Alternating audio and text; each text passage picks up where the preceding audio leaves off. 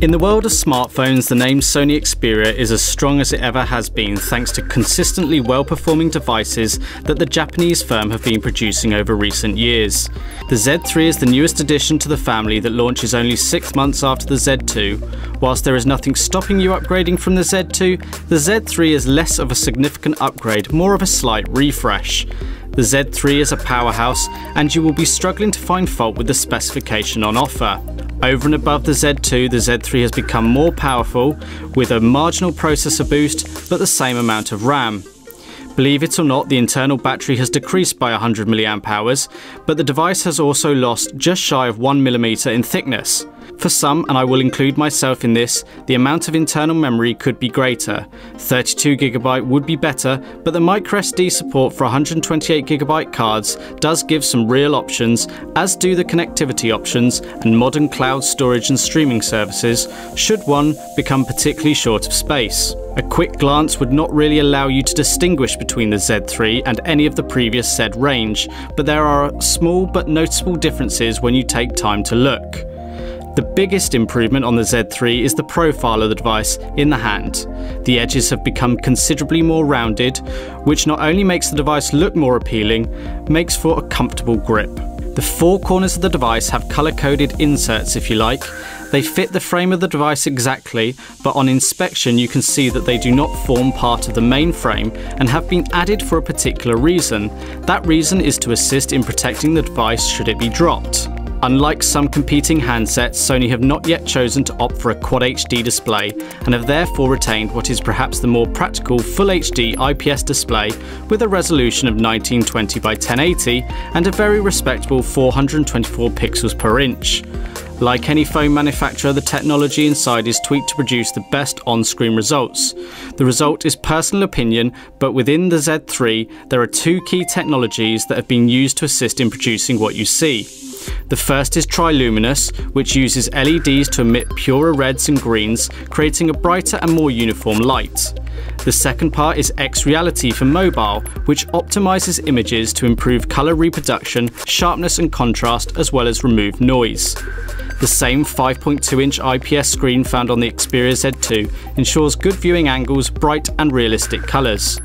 Sony have made a few further tweaks to make the screen a little brighter than the Z2 and more power conservative, and this is why they could afford to lose 100 mAh off the battery. Whilst the vast majority of what you see and do on the Z3 will be with the device itself, on the subject of displays, the Z3 from Sony does support external connectivity options, including MHL3 Video Out, which is ideal for sharing photos and videos with an even larger HD display. Being MHL 3.0 certified, the Z3 is amongst a minority in its ability to output true 4K footage. Whether you like it or not, with a Sony smartphone, the version of Android you will get will have been tweaked to fit their design theme and vision for user experience. Whilst not overly engineered, there are a variety of value-added applications and customizations that you may or may not like. For the purist, removing what you can may be necessary, but there is value in some additions. Additions primarily include Sony's multimedia suite of applications from Sony Music Unlimited to Track ID, but there are a few others I feel are a worthwhile addition. You will get the very latest version of Android 4.4 KitKat, and Sony are reasonably good with their updates. Yes, there will be delays, but they have made marked improvements from where they used to be with the number of updates and speed of updates they bring. For some time now, Sony have been doing their best to look after those who like mobile and even console gaming by making many of their handsets PlayStation certified, and this continues with the Z3. Being able to play PlayStation games on the move has been a great feature, as has the ability to connect up a controller for that real gaming experience. However, things are about to get a whole lot better. From November 2014, if you have a PlayStation 4 console, you'll be able to play the games on your console on your mobile via a wireless connection thanks to Remote Play. For example, you're playing a game on your PS4 at home. You're kicked off the TV by a family member, but you still want to play. Take your PS4 controller, attach the optional Sony GCM10 game controller mount, and play that very same game you were playing moments ago on your phone. The solution runs over Wi-Fi and the processing of the game is all done on the PS4, yet you're viewing it on your Z3 screen. A pretty good addition, you have to agree.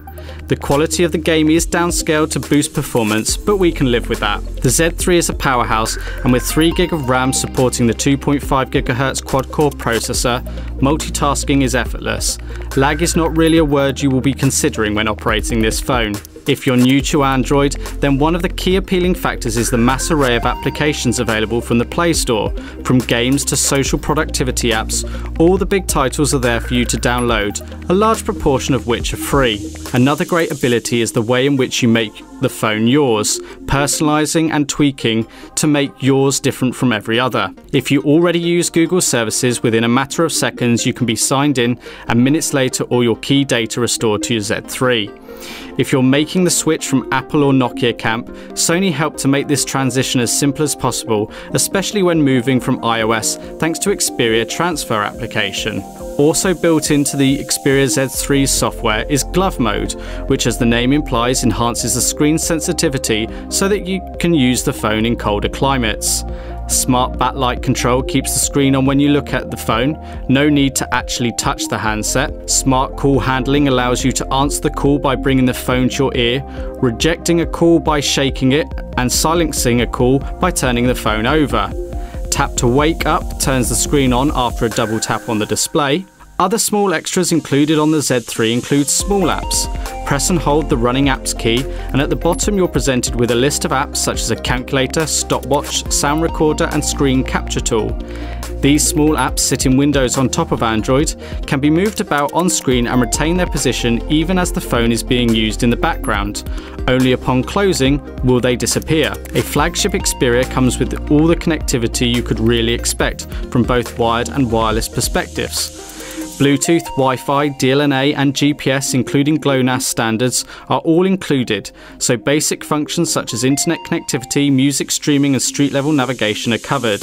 3G and 4G LTE are present too, so you can get high-speed mobile data. You can use the magnetic pins on the side of the device to charge the phone without opening the slightly fiddly port covers.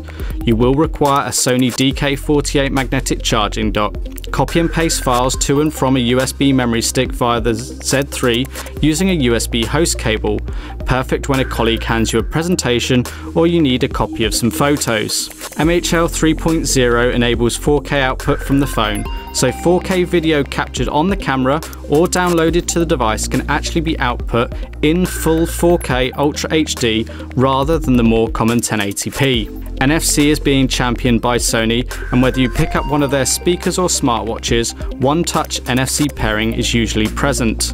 What is missing? Wireless charging. It has become increasingly more popular in the last 6 months, and Sony intend to add this to the Z3 in the form of the WCR14 QI enabled case. It's not the best solution, but one nonetheless. The Z3 now has DSE-HX, digital sound enhancement engine and high-res audio. Together they work to provide a studio-like quality to the sound from the audio file, considerably smaller than the original. The Z3 now has DSEE-HX, digital sound enhancement engine and high-res audio. Together they work to try and provide a studio-like quality to the sound from an audio file considerably smaller than the original. The Z3 continues with the stereo front-facing speakers, which are a marked improvement on the Z1. Close, but not quite as good as HTC's One M8 speakers, I'm sorry to say. The Z3 produces results on the decibel meter in the mid to high 80s at full volume. Stereo speakers go a long way to assisting in the audio experience, and with the Xperia Z3 the speakers manage to fill the surrounding space very well. There are no marked differences on the camera from the Z2, but a few software tweaks and improvements around ISO to try and produce better results. Xperia Z or Z1 users will most likely notice the biggest improvements. The Z3 sits with its head held high next to the competition in the Android ranks thanks to its 20.7 megapixel camera.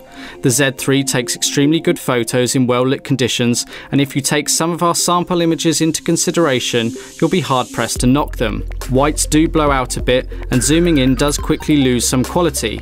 Editing of image is infinitely more possible than it used to be, even for the novice user, so if you're not too happy, a few simple tweaks can make a good picture very good. The LED flash certainly helps in low light or nighttime photos. A grainy or noisy result does occur quite regularly, but there are improvements. You will get a better low light shot on the Z3 than most other phones. Unlike the standard camera interface on Android devices, Sony have put a lot of work in here, and this is perhaps where their tweaks are most noticeable.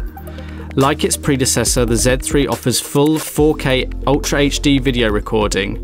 4K does mean a lot of memory gets used and the phone can get hot, and no, you are no longer limited to 5 minutes. There are many interesting shooting styles under the creative effect option within the camera app. Give your images and video a sketch, nostalgic, vivid, mosaic, or old film filter, amongst many more. Steady Shot is the Sony branded name for their optical image stabilization and gives an equivalent effect, if not quite as good results to the offerings from competitors' cameras, reducing shake and motion blur in footage. Shooting in superior auto mode is likely to be your go-to shooting mode. This detects the scene during shooting to provide the best settings as the phone determines suitable. Whilst the advantages speak for themselves, the image size is also adjusted automatically. So to consistently achieve the full 20.7 megapixel experience, you need to use manual mode.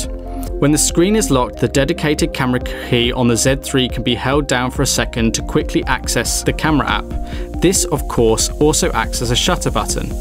The volume keys act as a zoom control too, but the results are a little disappointing here. Due to its very nature, digital zoom is not great, but the Z3 does a reasonable job. Sony have shown on past devices how the pocket point and shoot camera can be replaced by a smartphone, and the Z3 just reiterates that point.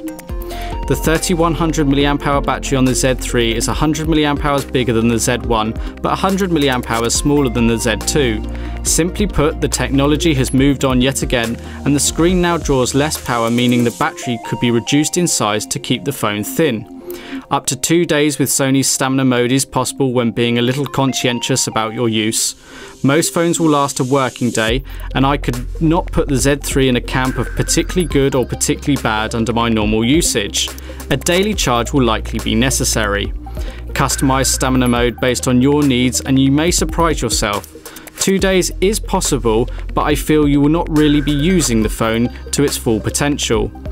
All told, I think Sony could have kept the extra 1mm of thickness and filled it with battery. At the time of recording, the Z3 from Clove is available SIM-free for £515, including £40 of accessories for free. This is on par with most other flagship handsets. Give it a couple of months and the price will likely settle around the £475 mark, which is roughly where the Samsung Galaxy S5 sits after several months on the market. Whether you buy now or wait, it's up to you, but the price is relative to its features and in line with the market. So regretfully, the Z3 is not going to be the bargain of the century, but you will not feel robbed either. It might be their fourth attempt at an Xperia Z smartphone, but with every attempt improvements are made. Whether you agree with a 6th monthly upgrade cycle or not, what you cannot falter is Sony's commitment to these devices and to providing you and I with what we want. The Z3 may not be perfect in everyone's eyes. It is too big for one-handed use for me, but that's a personal opinion. From the sheer processing power to the memory to the connectivity to the IP rating, all the bases are covered with the Sony Xperia Z3, and I do truly believe you could do a lot worse when choosing a smartphone. That said, it is a buyer's market and the number of choices you have are great. Just pick what is right for you. I just cannot help but wonder what is coming next.